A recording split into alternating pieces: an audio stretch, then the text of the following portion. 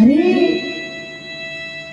চিন্তা করে বক্রধাম যে যুধিষ্ঠির কথা বললাম মা রাগ করলো না, ভীমের কথা বললাম মা রাগ করলো না, মা কেন অর্জুনের কথা যেই না বলেছি মা কেন রাগ করলো? এর কারণটা কি মা? সত্য পরিচয় বলো।